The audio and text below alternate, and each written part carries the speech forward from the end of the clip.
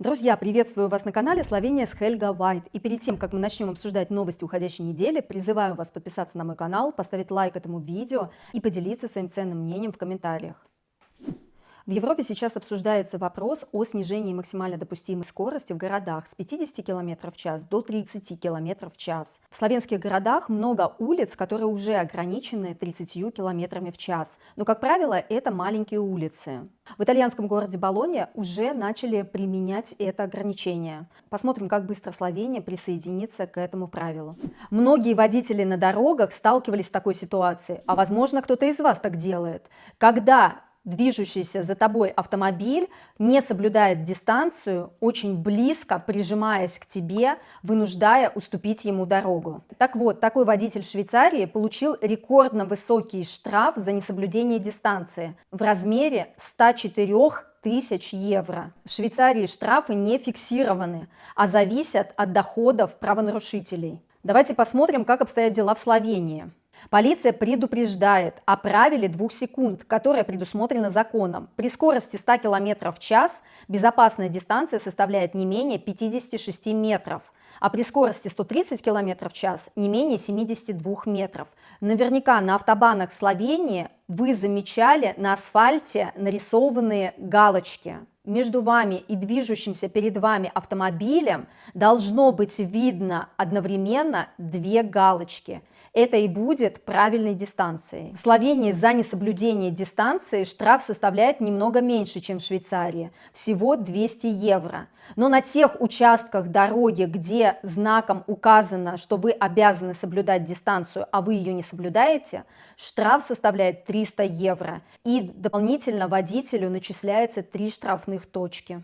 Словения всегда славилась своим медом. И даже я считала, что где бы ты ни купил в Словении мед, он будет высокого качества. Вы можете купить мед в Словении на рынке или в большом торговом супермаркете, как Lidl, Hofer, Spar. Или вы можете купить мед напрямую у производителя. Я всегда считала, что мед, независимо от того, где вы его приобрели, будет наивысшего качества. Но как же я заблуждалась? Оказывается, медовый словенский рынок переполнен фальсификатом. Инспекторы по пищевой безопасности провели проверки по всей Словении и обнаружили очень много поддельного меда, и некоторых пчеловодов уже лишили лицензии. Оказалось, что недобросовестные производители могут разбавлять свой мед сахарным сиропом, могут в него добавлять воду, чтобы увеличить его объем, могут его нагревать для того, чтобы он дольше хранился.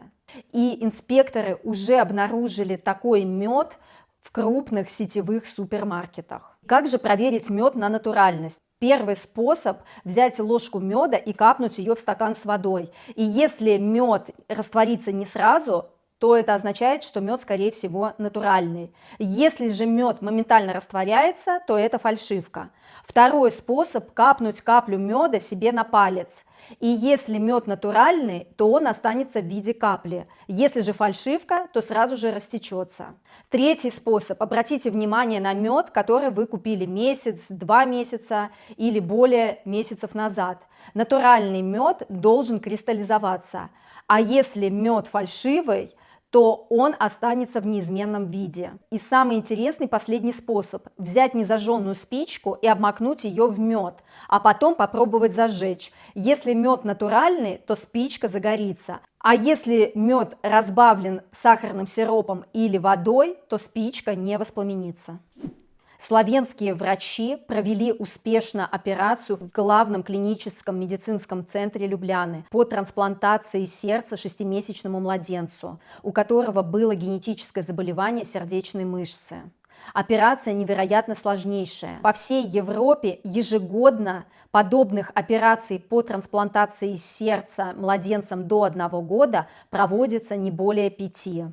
Поздравляем словенских врачей с успешно проведенной операцией. К сожалению, в новости я не нашла информацию о донорском сердце.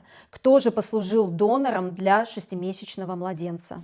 Во время полета в Венецию одной из пассажирок стало плохо. К сожалению, ее не смогли реанимировать, и она погибла во время полета.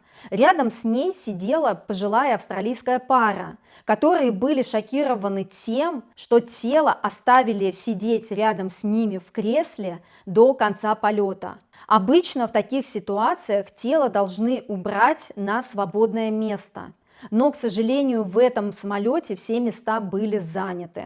Вы представляете, какой шок перенесла эта пара? Сейчас в Норвегии, в городе Транхейм, проходит чемпионат мира по лыжным видам спорта. Словенская спортсменка Ника Преуц завоевала золотую медаль, прыгнув почти на 100 метров, обойдя своих ближайших конкуренток. По данным ученых, этот январь стал самым теплым январем за всю историю наблюдения в мире, что ставит новые вопросы о темпах изменения климата. И в конце традиционно новости погоды от Алисы. Алиса, какая погода будет в Любляне в понедельник? Завтра в Любляне от -2 до +11, ясно. Спасибо, Алиса. Мне приятно, что вы оценили. На этом мои новости подошли к концу. Не забывайте, пожалуйста, подписываться на канал, ставить лайки и делиться своим ценным мнением в комментариях. Пока-пока, до новых встреч!